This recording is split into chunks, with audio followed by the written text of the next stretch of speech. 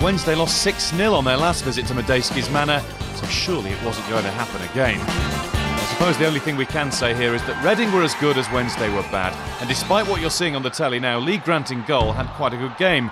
In other words, it could have been worse. Wednesday back into the drop zone. It doesn't bear thinking about. At least Jackie Oatley's honest question got an honest answer. Give us an idea of where you thought it went wrong today. Everywhere. There was very little to take out of that game that would have been positive in any way. I love a law and a fact every now and again. Sheffield Wednesday. This is the test now for Alan Irvine, isn't it? He had a great start, but he's got back to where he started again. Yeah, it's going to be very, very difficult for them. They've got to get some points from somewhere and get them quick. Otherwise, they could be in a relegation dogfight for quite some time. Now, in these frugal times, there are far more loan deals done than permanent transfers. An expert in how that all works is Sheffield Wednesday's Luke Varney. He's now in his third loan spell as a borrowed owl, and he's amongst the goals, hoping for a permanent move to Hillsborough. He's also the subject of this week's player profile.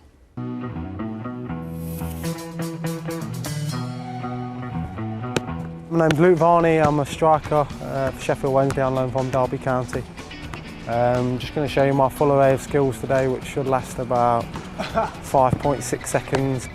I wouldn't normally be dressed this smart. Obviously, we knew we had the BBC coming in today, so thought I'd make a great effort. To be scoring goals for Wednesday is just a big plus for me, and must admit, I enjoyed the goal against Forest. I'm a big Leicester fan, so it was rivals obviously, and it was a big goal as well. I think we were putting a lot of pressure on Forest, a lot of balls in the box, attack after attack really. I remember the fans were going wild, so it sort of drew us towards that end. Etienne had a shot and Tuddy got a little flick on it, and I just managed to get good contact on it, and thankfully for me it flew in. Sometimes I can't keep my emotions in, and I think I got booked for over-celebrating that game, so a bit overzealous, but I enjoyed it. I'm quite good pals with Nicky Weaver. He's a massive Wednesday fan, and he reminds me how good they were. Obviously Hursty, Waddle, all those greats of the club in the past, and obviously the lads here now, we're trying to sort of produce a bit of a history ourselves and really start kicking on now, and I suppose the most important thing this year is to get into that safety in position, and then get into it next year and really produce some good performances. I'm on loan, obviously, for my third time. It's been a weird situation, obviously, coming back for the 3 occasions, but thoroughly enjoying my third spell, and just giving my 100% commitment to the club. I feel as if I'm sort of playing for a contract, so to speak. I've got a contract still at Derby in place, so if all else fails, but obviously I'd love to continue and just keep producing the goods, so to speak, and playing well for Sheffield, and obviously repaying some of the faith that he showed in me, and then I suppose you never know what may happen in the summer.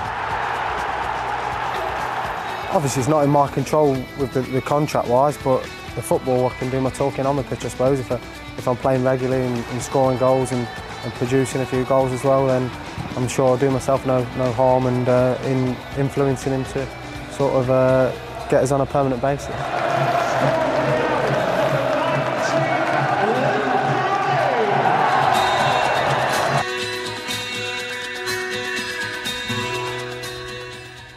Good player, Luke Varney, and Wednesday need his goals at the moment, Andy.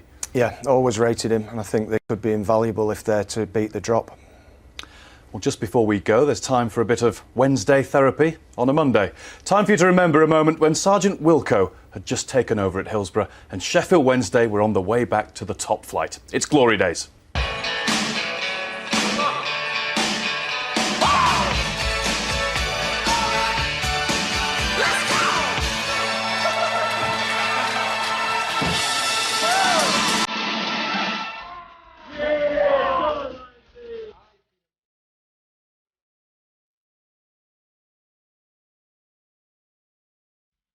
I heard a story that when he took over, he called all the players in, 9 o'clock in the morning, locked the gates, and when they did come out, eventually, on their hands and knees, it was dusk.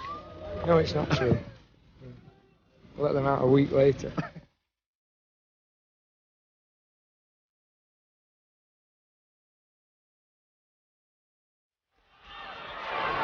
I think a footballer has got to be responsible to the spectators. Professional football exists for the spectators. In a sense, it can't exist without them. It's a good start to the week when Wednesday win.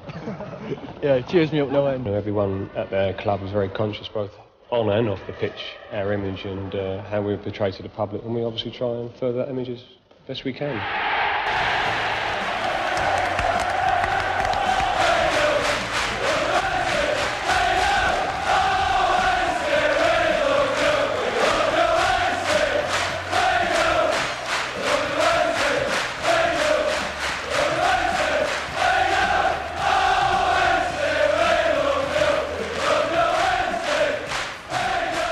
Bit of everything in there for you, Andy. 80s fashions, former teammates. There was Mick Lyons, who I remember kicking me a few times, and Paddy Grealish there, who I played with at Brighton. Good days at Sheffield Wednesday they were. Jack Charlton and then Howard Wilkinson. Yeah, fantastic for the club. Let's hope that they can get back to that soon.